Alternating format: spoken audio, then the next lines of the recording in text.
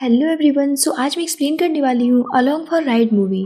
Movie की starting एक school के ट्रेडिशन से होती है, जहाँ सभी ग्रेजुएट स्टूडेंट हर साल हाई स्कूल के टॉप पर जाकर वहाँ से टॉयलेट पेपर नीचे फेंकते हैं और सभी पार्टी करते हैं। तभी इस मूवी की मेन लीड ऑडियन को हम देखते हैं। इस बार उसका भी ग्रेजुएशन कंप्लीट हो चुका होता है, पर वो इस ट्रेडिशन को काफ़ी अजीब समझती थी। और जब उसके क्लासमेट्स उसे भी पार्टी में चलने के लिए कहते हैं, तो वो कहते हुए मना कर देती है कि ये ट्रेडिशन उसे काफ़ी अजीब लगता है, जिस पर उसके क्लासमेट्स उसे बुरा भला कहकर वहाँ से चले जाते हैं। इसीलिए उस पार्टी में एंजॉय करने की बजाय अपने घर चली जाती है, जहाँ उसकी मॉम अपने कुछ फ्रेंड्स को घर बुलाई होती हैं। और यहाँ पर हमें पता चलता है कि ऑर्डन के पेरेंट्स का डिवोर्स हो चुका है और उसके फादर ने दूसरी शादी कर ली है। ऑर्डन अपने पेरेंट्स की लड़ाइयों की वजह से कभी भी अपनी नॉर्मल लाइफ को एंजॉय नहीं कर पाती थी, और समय के साथ में वो लोगों के साथ में कनेक्ट भी नहीं कर पाती थी, और ना ही उसके कोई फ्रेंड्स थे। इसीलिए वो अपनी छुट्टियों में अपने फादर के पास स्कूल भी जाने का डिसाइड करती है, ताकि वो अपनी लाइफ को खुल के जी सके और लोगों से मिलजुल सके। फाइनली ऑर्डिन कुल्बी के लिए निकल जाती है, और जब वो अपने फादर के घर पहुंचती है तो वो अपने स्टेप मदर और अपनी सिस्टर से मिलती है। ऑर्डन की स्टेप मदर उसे बिल्कुल एक दोस्त की तरह पेश आती हैं, क्योंकि वो ऑर्डन को बहुत ज़्यादा लाइक करती थी। जिसके बाद ऑर्डन अपने फादर से मिलती है तो वो देखती है कि उसके फादर बिल्कुल नहीं बदले, उनके पास आज भी अपने काम के अलावा किसी के लिए समय नहीं है। वहीं ऑर्डन की स्टेप मदर उसे सलाह देती है कि उसे बीच साइड ट्रिप पे जाना चाहिए और वहाँ पर दोस्त बनाना चाहिए। वहाँ एक मैगी नाम की लड़की मिलेगी उसे, जिसे उसके साथ में एंजॉय करना चाहिए। जिसके बाद ऑर्डिन बीच पर चली तो जाती है, लेकिन वो वहाँ पर किसी को भी नहीं जानती थी। पर वहाँ एक लड़का उसे मिलता है जिसका नाम जैक होता है, लेकिन वो ऑर्डिन से फ्लर्ट करना शुरू हो जाता है। और ये सब देख करके मैगी को काफ़ी ज़्यादा गुस्सा आ रहा होता है, क्योंकि जैक उसका एक्स बॉयफ्रेंड था और वो आज भी उसे बहुत पसंद करती थी। पर ऑर्डिन जैक के साथ में काफ़ी अनकंफर्टेबल फील करती है और वो वहाँ से घर वापस चली जाती है। वहीं नेक्स्ट डे हैडी ऑर्डिन को लेकर के अपने स्टोर जाती है, जहाँ मैगी और उसके दो फ्रेंड्स उसे मिलते हैं। पर मैगी उसे बिल्कुल भी पसंद नहीं करती। ऑर्डिन अब स्टोर में अकाउंट का काम संभालने लगती है। तभी उसे बाहर से कुछ म्यूजिक की आवाज़ आती है, और जब वो बाहर आकर के देखती है तो वो तीनों डांस कर रहे होते हैं। जिसे देख करके ऑर्डिन पूछती है कि आखिर ये सब क्या हो रहा है। तो वो उसे बताती है कि हम हर रोज़ 6 बजे ब्रेक लेते हैं और ऐसे ही डांस करते हैं, अगर तुम हमें ज्वाइन करना चाहो तो कर सकती हो। पर ऑर्डिन को ये सब बहुत अजीब लगता है, इसीलिए वो वापस से अपना काम करने लग जाती है। स्टोर क्लोज होने के बाद में ऑर्डिन शाम को अकेली बैठी कॉफ़ी पी रही होती है कि तभी उसे एक लड़का साइकिलिंग करते हुए दिखता है। ऑर्डिन अब अपनी रोज़ की रूटीन में बिजी हो जाती है, पर वो लड़का उसे हर रोज़ शाम को ज़रूर दिखता था। एक दिन वो लड़का अचानक से ऑर्डिन के पास आकर साइकिल रोकता है, जिसकी वजह से ऑर्डिन की काफ़ी गिर जाती है।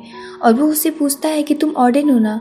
ये सुनकर के ऑर्डिन को काफ़ी ज़्यादा शौक लगता है, और वो उससे कहती है कि तुम्हें मेरा नाम कैसे पता है। तो वो लड़का कहता है कि कुल्बी में हम एक दूसरे को अच्छी तरीके से जानते हैं, कोई भी नया आता है तो उसकी इन्फॉर्मेशन हमारे पास में होती है। वो लड़का उससे कहता है कि मैंने तुम्हारी कॉफ़ी गिरा दी, तो मैं तुम्हें एक अच्छी जगह लेकर के चलना चाहता हूँ, क्या तुम मेरे साथ में चलोगी।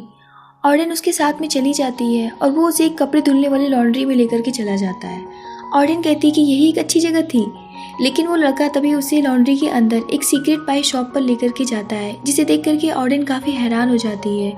जहाँ वो उसके लिए पाई ऑर्डर करता है और उसके साथ में एक बोर्ड गेम खेलता है। ऑर्डिन उससे कहती है कि काफ़ी बचकानी गेम है, वैसे मुझे फूड फाइटिंग, ड्रेस पासिंग, इस टाइप के गेम्स काफ़ी ज़्यादा पसंद है।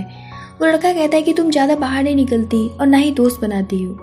ऑर्डिन हैरानी से उससे पूछती है कि आखिर तुम्हें ये सब कैसे पता है। वो उस लड़के से कहती है कि तुम मेरे बारे में इतना कुछ जानते हो, लेकिन मैं तुम्हारे बारे में कुछ भी नहीं जानती, और ना ही तुमने अब तक अपना नाम बताया है। तो वो उसे अपना नाम एलाई बताता है। एलाई ऑर्डिन से कहता है कि तुम्हें वही करना चाहिए जो तुम्हें अच्छा लगता है। अगर तुम्हें अपने आप को बदलना है और अपनी लाइफ को एंजॉय करना है, तो एक लिस्ट बनाकर उसे एक मिशन की तरह पूरा करो। ऑर्डिन को एलाई की बात काफ़ी अच्छी तो लगती है, पर वो उसे जवाब नहीं दे पाती।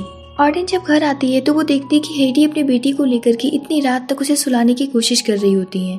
ऑर्डिन उनसे कहती है कि इसे मुझे दे दीजिए और आप सो जाइए, मैं इसे सुला दूंगी।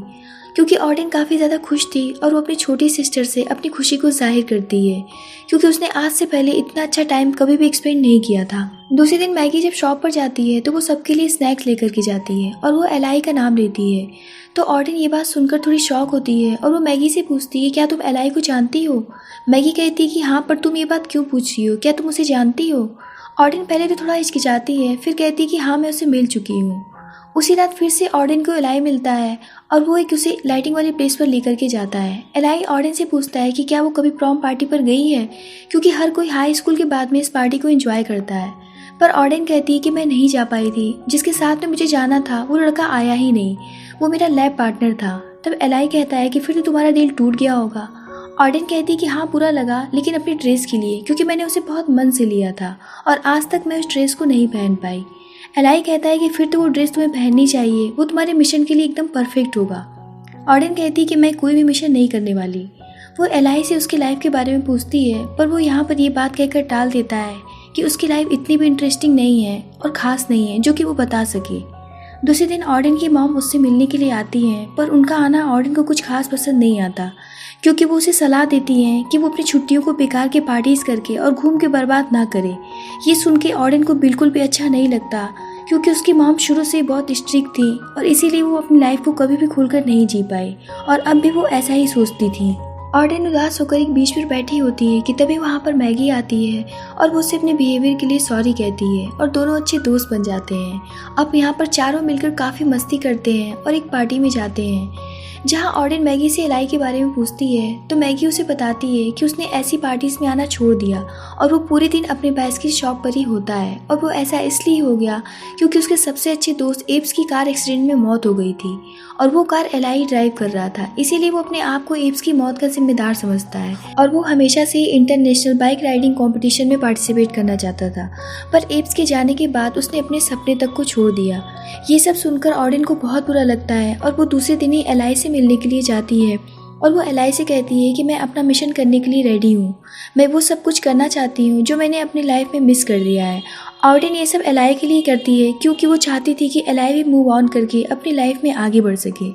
जिसके बाद एलाई ऑर्डन को एक बिल्डिंग की टॉप फ्लोर पर लेकर के जाता है और जहाँ से ये दोनों पूरी सिटी को देखते हैं। फिर एलाई उससे कहता है कि अगली बार मैं तुम्हें साइकिल चलाना सिखाऊंगा। ऑर्डन कहती है कि मुझे साइकिल चलानी आती है, पर सच तो ये था कि उसे साइकिल चलानी नहीं आती थी, पर यह बात उसे किसी को भी बताने में बहुत शर्मिंदगी महसूस होती थी। अगले दिन ऑर्डन स्टोर पर अपने दोस्तों के साथ में इवनिंग डांस ज्वाइन करती है और वो भी डांस करती है। अब ऑर्डन भी अपनी लाइफ को बहुत अच्छे से एंजॉय करने लगी थी। वहीं स्टोर पर ऑर्डन से उसकी तीनों फ्रेंड्स एलाई के बारे में पूछती हैं कि आखिर तुम लोगों के बीच में चल क्या रहा है। ऑर्डन कहती है कि मैं श्योर नहीं हूँ कि हम दोस्त हैं या फिर हमारे बीच में कोई रिलेशनशिप डेवलप हो रहा है।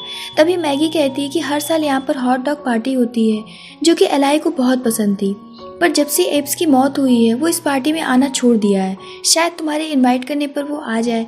जिसके बाद ऑर्डन एलाई को इनवाइट करने के लिए जाती है तो एलाई उसे साफ मना कर देता है, ये कहते हुए कि उसे पार्टीज में जाना बिल्कुल भी पसंद नहीं है।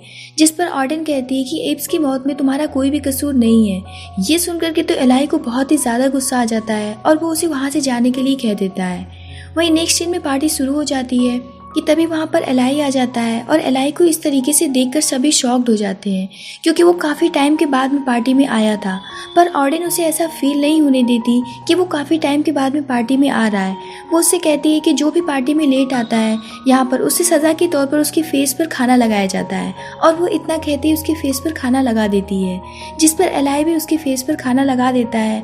और फिर पूरे पार्टी में फूड फाइटिंग स्टार्ट हो जाती है और सभी बहुत इंजॉय भी करते हैं। दूसरे दिन ऑर्डन देखती है कि उसके फादर अपने सामान के साथ में बाहर बैठे होते हैं और वो उसे बताते हैं कि मेरा झगड़ा हो गया है हेडी के साथ में, इसीलिए मैंने घर छोड़ दिया है। ये सुनकर ऑर्डन को काफ़ी ज़्यादा गुस्सा आता है और वो अपने फादर से कहती है कि आप हमेशा से ही अपने बारे में सोचकर प्रॉब्लम से भागते रहे, आपने कभी भी प्रॉब्लम को फेस नहीं किया। ऐसे ही आपने मुझे और मेरी मॉम को भी छोड़ दिया था और अब उस मासूम को भी छोड़ रहे हैं। आखिर इन सब मसलों में उसका क्या कसूर है? मैं नहीं चाहती कि जैसे मैंने अपनी ज़िंदगी गुजारी है वैसे ही मेरी बहन भी गुजारे। आपने कभी भी रिश्तों को बचाना नहीं चाहा, आपने हमेशा ही उसे छोड़ दिया। इतना कह करके वो वहाँ से चली जाती है और जब वो घर जाती है तो अपने स्टेप मदर को बहुत दुखी और रोता हुआ पाती है, जो कि उसे देख करके काफ़ी ज़्यादा बुरा लगता है। और वो ये सब देखकर अपनी मॉम को कॉल करके सारी बात बताती है और उन्हें बुलाती है। वो इन सभी बात से परेशान होकर बैठी होती है कि तभी वहाँ पर एलाई आ जाता है और उसे साइकिल चलाने के लिए कहता है। लेकिन ऑर्डन अपनी फ्रस्ट्रेशन निकालते हुए बहुत ज़्यादा गुस्सा करने लगती है और कहती है कि तुम मुझे चेंज करने पर लगे हो पर खुद नहीं बदलना चाहते। वो सारे ड्रीम्स बार्सिलोना जाकर बाइक कंपटीशन में हिस्सा लेना और एक चैंपियन बनना, ये सारे सपने को पूरा करने की बजाय तुम मुझे ठीक करने चले हो, जबकि एब्स ऐसा कभी भी नहीं चाहता कि तुम अपने ख्वाब पर ऐसे गिव अप कर दो। ये सुनकर एलाई को भी बहुत दुख और वो वहाँ से चला जाता है। वहीं ऑर्डन देखती है कि उसकी मॉम ने हेडी को आकर अच्छे से संभाल लिया है और दोनों काफ़ी खुश दिख रहे होते हैं। ये देखकर ऑर्डन को भी काफ़ी अच्छा फील होता है। जिसके बाद ऑर्डन मैगी के पास जाकर साइकिल चलाना सीखती है। घर आने पर उसकी स्टेप मदर उससे कहती हैं कि तुम्हारे फादर घर आ गए हैं और वो सिर्फ तुम्हारी बातों की वजह से वापस लौटे हैं। इस बात के लिए वो ऑडिन को दिल से शुक्रिया करती हैं। जिसके बाद ऑडिन के पास मैगी का कॉल आता है और वो उसे कुछ इंटरेस्टिंग दिखाने के लिए स्कूल साइकिलिंग कंपटीशन पर बुलाती है। ऑडिन वहाँ पर जाती है तो देखती है कि एलाई वहाँ पर साइकिल कंपटीशन पर स्टंट कर रहा है, जो कि वो जीत जाता है। ये देखकर ऑडिन भी काफ़ी ज़्यादा खुश होती है और वो शाम को एलाई को कंग्रेचुलेशंस कहने के लिए जाती है और साथ ही वो अपने बिहेवियर के लिए सॉरी भी कहती है, ये बताते हुए कि मैं अपने पेरेंट्स और फैमिली की वजह से काफ़ी परेशान थी उस दिन। पर एलाई उससे कहता है कि कोई बात नहीं है, लेकिन तुमने मुझे इस बात का एहसास दिलाया कि एब्स भी कभी ऐसा नहीं चाहता था कि मैं अपने ख्वाबों को छोड़ दूँ, इसीलिए मैं बार्सिलोना जाकर कॉम्पिटिशन जीत कर दिखाऊँगा। ऐसे एब्स भी जहाँ पर भी होगा वो बहुत खुश होगा। दूसरे दिन एलाई ऑडिन के घर ड्रेसअप होकर के जाता है और वो ऑडिन से अपने साथ पार्टी में चलने के लिए कहता है, उसी प्रॉम ड्रेस को पहनकर जो कि वो अपने प्रॉम पर नहीं पहन पाई थी। ऑडिन वो ड्रेस पहनकर आती है तो उसकी स्टेप मदर और उसके फादर दोनों उसे एज ए कपल काफ़ी कॉम्प्लीमेंट करते हैं कि वो दोनों एक दूसरे के साथ में बहुत अच्छे लगते हैं। ऑडिन कहती है कि क्यों ना हम साइकिल से चलें और कुछ अलग करें। ये दोनों एक लंबी राइड पर साइकिल से निकलते हैं और बीच पर पार्टी करने के लिए जाते हैं, जहाँ ये दोनों खूब एंजॉय करते हैं और इनके सभी फ्रेंड्स भी होते हैं। ऑडिन और एलाई एक दूसरे को किस करते हैं।